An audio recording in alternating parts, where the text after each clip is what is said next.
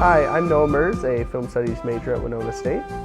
And I'm Harrison McCormick, so film studies major at Winona State. And this is At the Movies.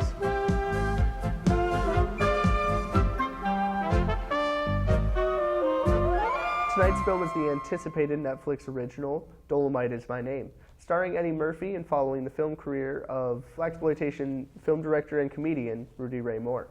The film is directed by Craig Brewer, known for his breakout film Hustle and Flow back in 2005. The film contains some notable talent, such as Wesley Snipes, Keegan-Michael Key, Mike Epps, Craig Robinson, and a small role from Bob Odenkirk. If you've heard anything about this film up until this point, it has been about the comeback career of none other than Eddie Murphy. That's right, Harrison. Eddie Murphy makes his return to the silver screen in this film, his last role being in 2016 and before that, 2012. He may just have restarted his career and finally moved past his iconic role as Donkey in the Shrek franchise. I could not agree more.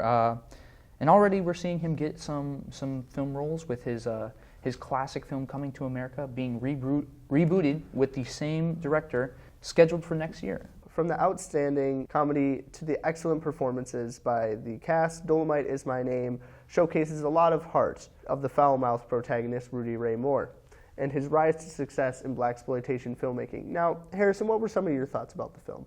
Now, there's a lot that I enjoyed with this film. Let's break it down. First off, I want to talk about the performance of Eddie Murphy. Now, he hasn't had a role in a while, which I think fits in really well with this story. Now, if they had gotten somebody another black comedian like Dave Chappelle or Chris Rock or even Kevin Hart, who are all energetic and I'm sure could have played this role, I think it would have played very differently. It really plays into the role of Rudy Ray Moore due to the real-life similarities. He was at a point in his life when he started his comedy career, which we see in the film, that he was getting kind of old. He was past his prime when he started, which is a theme that's kind of confronted in the film about how he's not the most physically fit guy. He's kind of tubby, and he's not your ideal-looking movie star. The actors we hire, you're a bit doughier than them. Doughier? But I think because Murphy is in this role and he's past his prime, I would say, it really plays really well into this role. It's very authentic, and to my knowledge, it is very faithful to the source material. I like that they use actual lines from his films. And tell him I want him out of here in 24 hours. And 23 of them are already gone. The audience also connects with Dolemite so much, to the point there's a scene where they finish wrapping the movie and he says, "That's a wrap." And as an audience member, you're thinking, Dolemite would never say, "That's a wrap." Dolemite would say, "That's a motherfucking wrap." And I couldn't help myself but saying that along with my television. So some other things I enjoyed about the film: the costume design and coloring of the film are incredible. Ruthie Carter, who is fresh off her Oscar win from Black Panther, doing the costume designing for that, she just sold the whole film. A lot of films that are period pieces, they use gimmicks and music to sell the time period, which this film is no stranger. It uses a lot of music from the 70s. But the costume designing is just out of the park, really, with this one. Dolemite's costumes are like vibrant, but they're just like a little shade, like one tint, like faded, vintage looking. It really envelops you into the time period of what they were trying to portray, the 70s. I was not alive in the 70s, but I would say it looks like it. It does look like you might have been alive in the 70s. It looks like what one would imagine the 70s would look like. And the last thing I wanted to talk about with the film was the purpose intent. So the film features Rudy Ray Moore creating a blaxploitation film, which for those who are unfamiliar, it's the films that were targeted towards black audiences, but a lot of times they underplayed the character role. They made the black characters very one-dimensional. But at the time, the African American community was, just excited to have some representation on the screen. Now, I think this film, they're making a movie that is a blaxploitation film inside the film, but they really do the opposite, and they give these characters so much depth.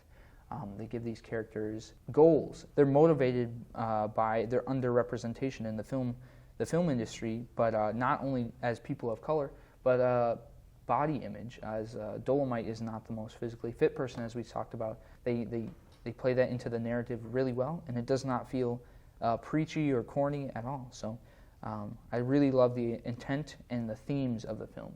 So that's about my three. What did you like about this film? What I really liked is what you were just talking about, the performances in the film. Outside of Murphy, everyone does an excellent job, from Craig Robinson, Keegan-Michael Key, Titus Burgess, even Bob Odenkirk's small role brings a lot to the table.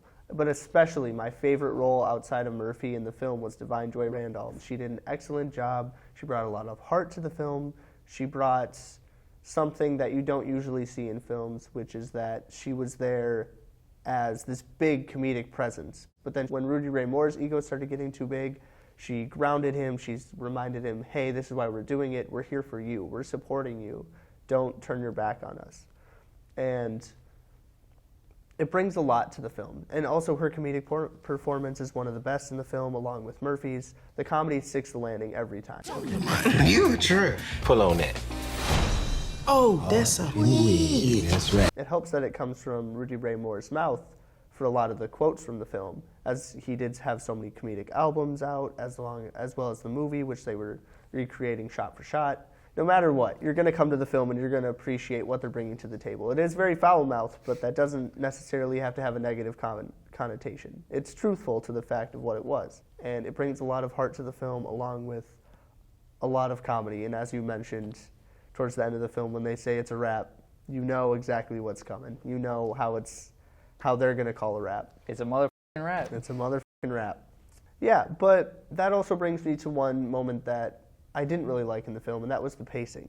The pacing at the beginning, the first 20 minutes were a bit slower. It was talking about Rudy Ray Moore as he was working in a record shop, how he's trying to break into the entertainment industry. Those first 20 minutes are a lot slower than the rest of the film, which goes at just a rapid pace as it goes through his career, because it's trying to get you to when he's making the Dolemite film. But it's just, the pacing just doesn't line up quite right. Not to say that the pacing in it is ever uncomfortable, where you're like, what is happening? But it's just that it goes from slow pacing to hyper pacing back to a little bit of like moderate pacing. And that's one thing that threw me off with the film a little bit, that I didn't entirely like. Yeah. What were some things that drew you out of the film? Yeah, I kind of have to agree with you there. The pacing is a little weird, but I will say that in the defense of the film, it's understandable why it is the way it is. There's no perfect film out there, right? But I think there is better ways to do it than how they did. Same problems with any biopic is that they'll run into this problem where you're trying to sum up an hour and a half story or hour and 50 minutes story about a person's life, and it's what do you include in there, and how do you get to those points as quick as possible. So when it starts off with his comedy career and then ends with the making of his first film, I have to agree with you there. It was it felt rushed. I wasn't sure where it was going to end. Was it going to end with him getting a big, well, I shouldn't spoil it, but how, let's hold it right there. Yeah, how will this film end? What will be the concluding scene or event that sets it off? And I thought that was kind of wacky in the way that they did it, but it not to say it takes away too much from the film. I think it's still done tastefully, just a nitpicky thing. It's an excellent film. Murphy makes an excellent comeback, and I would honestly recommend this film to anyone at home, anyone watching it. I probably wouldn't watch it with your family this Thanksgiving. It is a bit foul-mouthed, but that doesn't have to have a negative connotation, especially when it's sticking so closely to the life of Rudy Ray Moore. I would definitely recommend this film. 100%. I would have to agree. There's a lot of themes in here that are feel-good. The fact that it's a biopic and it's a cohesive story, but then there's real-life weight to it. You know, he had this career. He got people of color, people who didn't fit the perfect body image, represented on screen. And then even at the end, they threw in a little quip about how he kind of inspired a whole generation of rap. They were calling him the grandfather of rap, which I think of rap. That makes this film even more relevant, as you know, rap is now such a huge genre. But I would have to say, the film is great. If you've ever seen the film Badass, The biopic about Sweetback's badass song. Right. It's another film that shows the making behind one of the origin blaxploitation films. It's a very similar film to that. I would say this film maybe is even a tad bit more refined, which is why I'm partial to it, as well as the fact that Eddie Murphy's in it. But I would say for the future of this film, I think we can probably assume to see a couple Oscar nominations this next winter, especially for the costume designing from Ruthie Carter and especially Eddie Murphy. Yeah. He really pulls out a great show-stopping performance here and stays, I think, truthful and realistic to the actual Rudy Ray Moore. So. And hopefully a supporting actress role for Divine Joy. Of course. Randolph. Yeah. As she does an excellent job in the film. And well, we'll hope to see it this Oscar season, but right on. I think it's safe to say here that we're both giving it a thumbs up. Thumbs up. Thumbs up. 100% would recommend it. It's on Netflix now, available to stream at any time. So, yeah. I'm Noah Mruz. I'm Harrison McCormick. And this has been At the Movies. We'll see you next time. Thank you so much for watching.